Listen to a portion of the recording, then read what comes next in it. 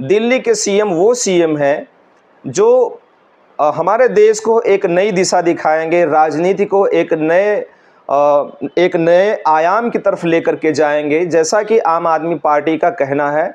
और हमेशा ये आप यूं कह लीजिए कि सुबह दोपहर शाम तीनों टाइम प्रेस कॉन्फ्रेंस करके, जैसा कि आम आदमी पार्टी के द्वारा कहा जाता है कि आम आदमी पार्टी वो पार्टी है, और ख़ास तौर से अरविंद केजरीवाल दिल्ली के सीएम जो वर्तमान में है, जो तिहाड़ जेल से अभी अभी आए हैं, इनके ऊपर जो चोरी का इल्ज़ाम लगा है, चोरी का आरोप लगा है, माफ़ करिएगा चोरी का कह लीजिए, एक भ्रष्टाचार का आरोप लगा है।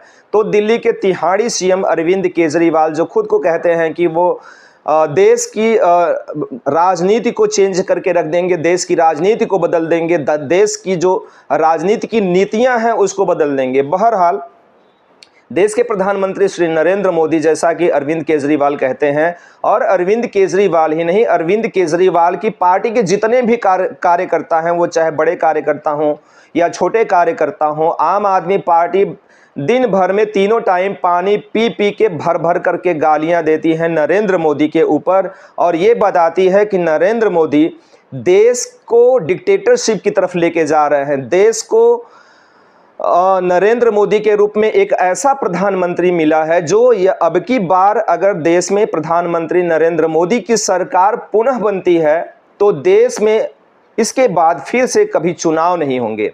हालांकि अरविंद केजरीवाल वो एक ऐसे शख्स हैं जो इस तानाशाही के खिलाफ डटकर खड़े हैं, डटकर लड़ाई लड़ रहे हैं, और वो हमेशा लड़ते रहेंगे। ये हैं अरविंद केजरीवाल। जैसा कि अभी देखने को मिला है कि 49 दिनों तक, लगभग 49 दिनों तक तिहाड़ जेल में अभी अरविंद केजरीवाल जेल से होकर के आए हैं, तिहाड़ जेल से होकर के आए हैं, और उनको वहाँ पर इंसुलिन भी नहीं दिया जा रहा था। आप सबने देखा कि उनकी तो वहाँ पर हत्या की साजिश की जा रही थी, वहाँ पर उनकी हत्या होने वाली थी। अगर अरविंद केजरीवाल को समय से इंसुलिन नहीं मिलती तो इंसुलिन के कारण वो वहीं पे मर खप गए होते, ऐसा कहना था आम आदमी पार्टी का। और स्वयं अरविंद केजरीवाल की जो धर्मपत्नी है सुनीता केजरीवाल, उनका भी। आम आदमी पार्टी धरने पे बैठ जाती है, प्रदर्शन पे बैठ जाती है, इंसुलिन लेकर के तिहाड़ जेल के गेट तक पहुंच जाती है। इनके जो मंत्री हैं आतिशी मार्लेना, वो तिहाड़ गेट पर भी पहुंच जाती हैं इंसुलिन लेकर के, आप सबने देखा है। तो दिल्ली के सीएम अरविंद केजरीवाल एक ऐसे महात्मा सीएम है जो देश को तानाशाही की तरफ, जैसा कि नरेंद्र मोदी लेकर के जा रहे हैं, उसको बचाने के लिए आए हैं। एक महान पुरुष हैं अरविंद केजरीवाल। और चूंकि जिस तरह से इनकी हत्या होने वाली थी, एकदम कमज़ोर से हो गए थे तिहाड़ जेल में, एकदम हड्डी पसली और सबके सब एक हो गई थी, मरने वाले थे, वहीं पे मर खप गए होते, लेकिन बेचारे बच गए। और सुप्रीम कोर्ट का बहुत बहुत कोटि कोटि आभार, धन्यवाद कि समय रहते उनको जो है अंतरिम बेल दे दिया सुप्रीम कोर्ट ने। जस्टिस खन्ना और जस्टिस दीपांकर दत्ता की जो खंडपीठ है, उन्होंने इनको अंतरिम बेल दे दिया समय रहते, नहीं तो ये तो वहीं पर निपट गए होते अरविंद केजरीवाल। और अगर अरविंद केजरीवाल निपट गए होते तो प्रधानमंत्री नरेंद्र मोदी का सपना जो है वो पूरा हो गया होता। क्योंकि अगर प्रधानमंत्री नरेंद्र मोदी को कोई रोक सकता है देश में तीसरी बार सरकार बनाने से, प्रधानमंत्री नरेंद्र मोदी को अगर कोई रोक सकता है तो वो है अरविंद केजरीवाल। मतलब प्रधानमंत्री नरेंद्र मोदी के रास्ते का सबसे बड़ा जो पत्थर है ना, वो है अरविंद केजरीवाल। देश में बहुत सी पार्टियां हैं, हर प्रदेशों में बहुत सी पार्टियां हैं, हर प्रदेशों में अपनी अलग अलग जो पार्टियां हैं वो काफ़ी चर्चित और मजबूत पार्टियां हैं। अगर उत्तर प्रदेश की बात किया जाता तो उत्तर प्रदेश में समाजवादी पार्टी है, बसपा है। इसके अलावा केंद्र की बात किया जाए तो केंद्र में सबसे बड़ी पुरानी और सबसे बड़ी पार्टी है कांग्रेस पार्टी। लेकिन उन सबसे बड़ा और सबसे अच्छा विजन कोई लेकर के आया है तो अरविंद केजरीवाल। हालांकि कांग्रेस ने तो अभी तक कुछ किया ही नहीं है, और उसके जो पप्पू हैं आप उनको देखते ही हैं, जानते ही हैं कि वो पप्पू वाकई में पप्पू रह गए। अरविंद केजरीवाल की नई पार्टी दिल्ली में 4 सीट अलायंस करके कांग्रेस से 4 सीट ले लेती है। एक बार तो सुनने में आया था कि 7 की 7 सीटों पर आम आदमी पार्टी अकेले लड़ेगी, अलायंस में एक भी सीट जो है कांग्रेस को नहीं देगी। लेकिन फिर न जाने कैसे कैसे हो सकता है नरेंद्र मोदी का डर रहा होगा या ये प्लान बना होगा कि नहीं, अगर हम दोनों साथ में मिलकर के लड़ेंगे तो शायद पार पा जाएं नरेंद्र मोदी से। इस वजह से इन लोगों ने अलायंस कर लिया। हालांकि ये अभी 10-12 सालों की पार्टी है आम आदमी पार्टी, और कांग्रेस कितनी पुरानी पार्टी है, उसके बावजूद दिल्ली में आम आदमी पार्टी से अलायंस करना पड़ता है कांग्रेस को, और वहाँ पे उसको मिलती है मात्र 3 सीटें। इतनी पुरानी 75 साल पुरानी पार्टी जिसने 75-70 साल तक देश पर शासन किया हो, तो इसका तो आप कांग्रेस की जो भी औकात है, आप सबने इसी से अंदाज़ा लगा लिया होगा कि कांग्रेस की क्या औकात है। कांग्रेस की खुद भी अपनी कोई औकात नहीं है, इसीलिए तो इतना उछल रहे हैं मेंढक की तरफ अरविंद केजरीवाल। तो ये मेंढक और पप्पू दोनों लोग मिल करके नरेंद्र मोदी के जो सत्ता है, जो अब की बार तीसरी बार जो नरेंद्र मोदी की सरकार बनने वाली है, जैसा कि अरविंद केजरीवाल ने भी अभी जेल से छूटने के बाद ये माना है अपने प्रेस कॉन्फ्रेंस में। उनका कहना था कि अगर नरेंद्र मोदी की सरकार बनती है तो आने वाले समय में भाजपा का प्रधानमंत्री कौन होगा, चूंकि 75 साल से ऊपर हो जाएंगे 1 साल के बाद प्रधानमंत्री नरेंद्र मोदी, तो उसके बाद भाजपा का प्रधानमंत्री कौन होगा पहले भाजपा बताए। इसका मतलब ये है कि आम आदमी पार्टी के जो मुखिया हैं अरविंद केजरीवाल, वो भी मानते हैं कि बननी है, जो केंद्र में सरकार बननी है वो तो नरेंद्र मोदी की ही बननी है। भले कितनों झूठा आरोप लगा लो आप सब लोग मिल करके, वो चाहे झूठा आरोप ये लगा लो कि प्रधानमंत्री नरेंद्र मोदी डिक्टेटर हैं, देश को डिक्टेटरशिप की तरफ लेकर के जा रहे हैं। आप उसमें जितने भी छुट भैये नेता हैं, वो चाहे अरविंद केजरीवाल हो या कोई भी हो, जितने भी छुट भैये नेता हैं वो ये बताते हैं कि चंडीगढ़ के मेयर चुनाव में किस तरह से भाजपा ने, साफ साफ मैं भी कह रहा हूं कि चंडीगढ़ की मेयर के चुनाव में किस तरह से भाजपा ने बेईमानी करने का प्रयास किया था और आम आदमी पार्टी के जीते हुए वहां के मेयर को हटा करके भाजपा के कैंडिडेट को जिताया गया था। ये डिक्टेटरशिप नहीं तो क्या है।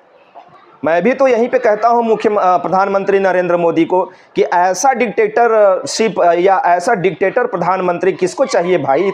इतना कमजोर डिक्टेटर, इतना कमजोर डिक्टेटर है ये प्रधानमंत्री नरेंद्र मोदी कि एक छोटा सा तुच्छ पद होता है 2 साल का, मात्र मेयर चुनाव का, जो मेयर का चुनाव होता है मात्र 2 साल का चुनाव होता है। 2 साल का भी चुनाव एक डिक्टेटर, प्रधानमंत्री नरेंद्र मोदी द डिक्टेटर जैसा इंसान, वो एक मेयर का चुनाव नहीं जितवा पाता अपने मेयर को। जरा कल्पना करिए कि ये जो डिक्टेटर है वो कितना कमजोर डिक्टेटर होगा।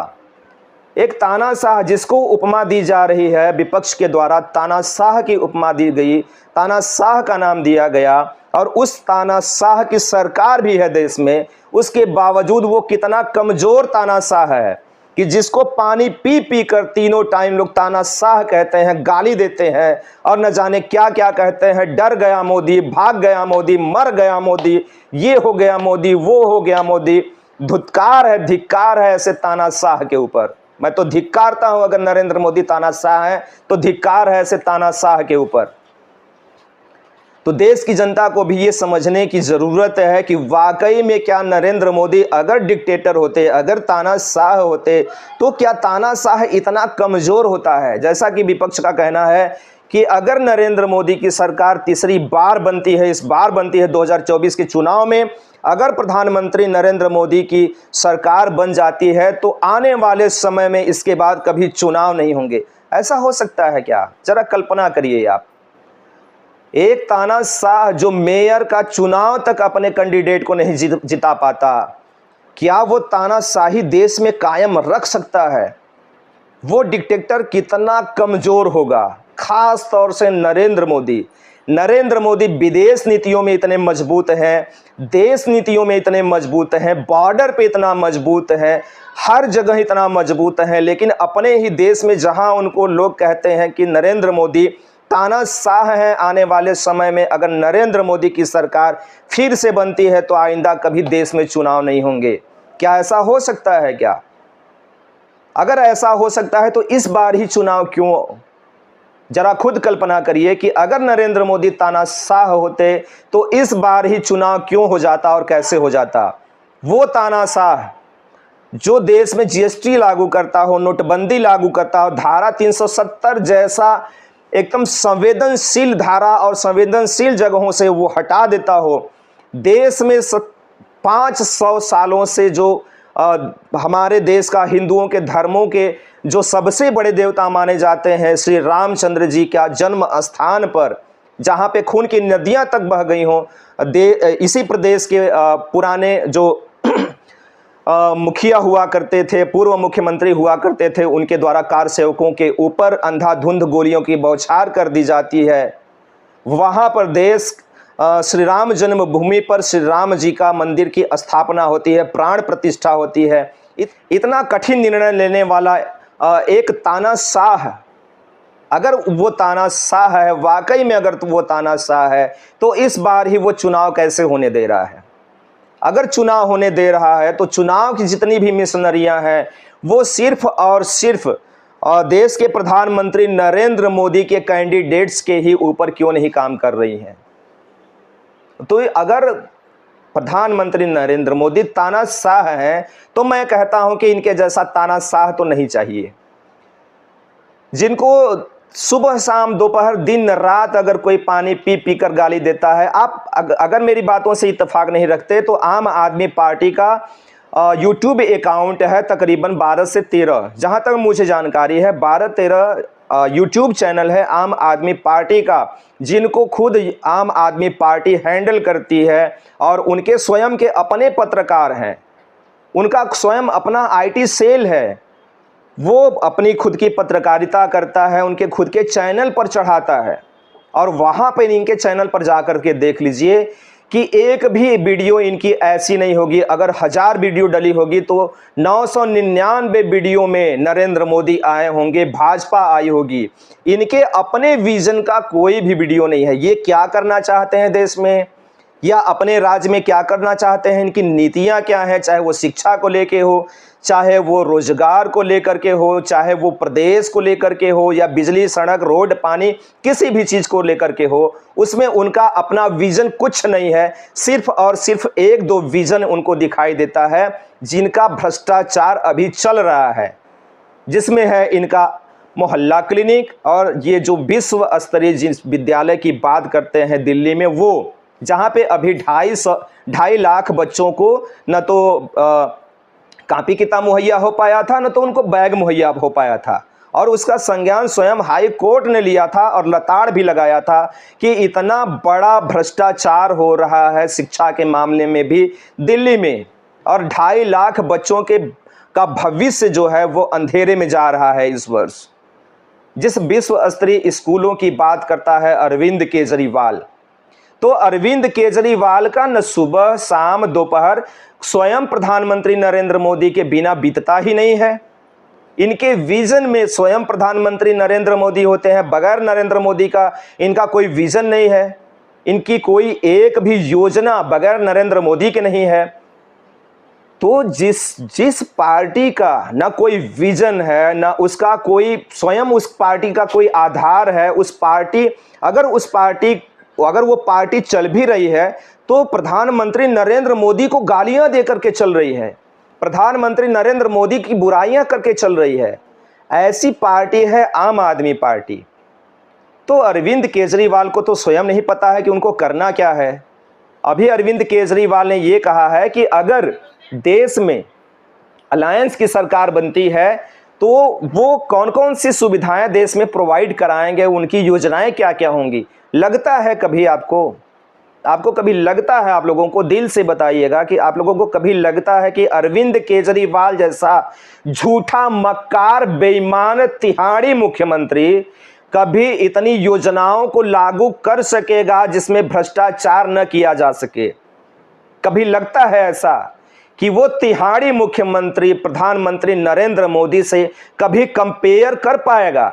इस तिहाड़ी मुख्यमंत्री को राम मंदिर की प्राण प्रतिष्ठा में निमंत्रण गया था, इसने राम मंदिर प्राण प्रतिष्ठा का निमंत्रण ठुकरा दिया था, और ये बनता है हनुमान भक्त।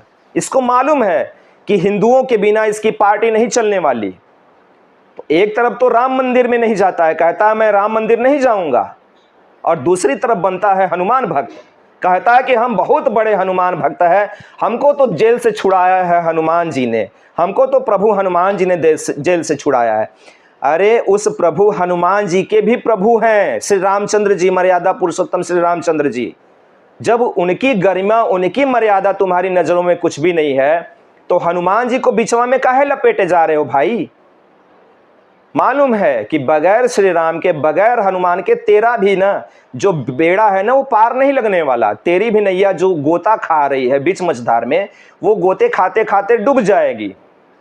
और ये जनता को और पब्लिक को चूतिया बनाने का काम मत कर भाई कि हनुमान जी जो है आके तुमको जेल से निकाले हैं, ऐसा कुछ नहीं है।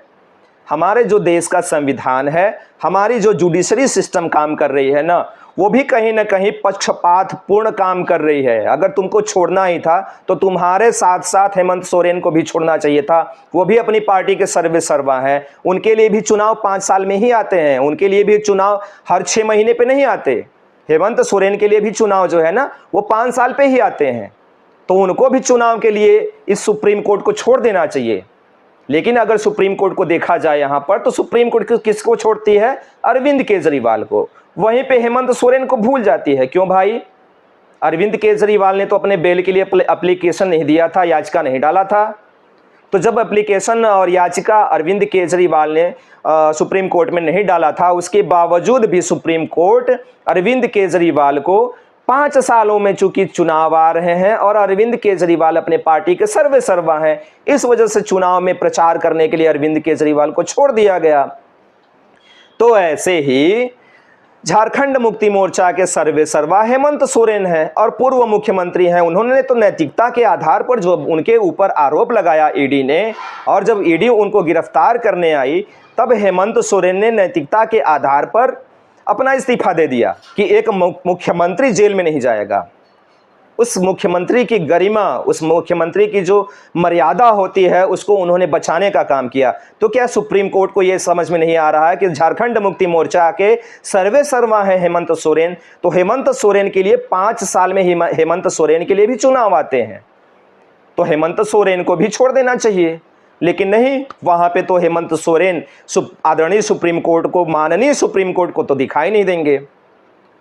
बहरहाल आ जाते हैं प्रधानमंत्री नरेंद्र मोदी, द डिक्टेटर प्रधानमंत्री नरेंद्र मोदी के ऊपर। तो देश का जो प्रधानमंत्री हैं नरेंद्र मोदी, ये बहुत कमजोर प्रधानमंत्री हैं, इनको थोड़ा सा और टाइट होने की जरूरत है। अगर देश के ऐसे लोग, देश के भ्रष्ट लोग, खास तौर से जो आम पब्लिक नहीं है, जो किसी न किसी पार्टी से जुड़ी हुई है, अगर देश के प्रधानमंत्री को गाली देती है और अपने वीडियो में या अपने थंबनेल में कहीं ऐसे अपशब्दों का प्रयोग होता है देश के प्रधानमंत्री के ऊपर, तो ऐसे सुप्रीम कोर्ट को, ऐसे कोर्ट को भी स्वयं से स्वविवेक लेना चाहिए।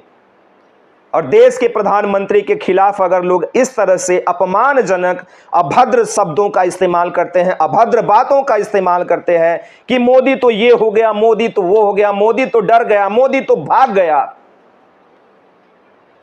जब देश का प्रधानमंत्री को इस तरह से गालियां दी जाती हैं आम आदमी पार्टी के सर्वे सर्वा के द्वारा, आम आदमी पार्टी के मुख्यमंत्री अरविंद केजरीवाल के द्वारा, आम आदमी पार्टी के तमाम नेताओं के द्वारा, तब ये कोर्ट कहां होता है?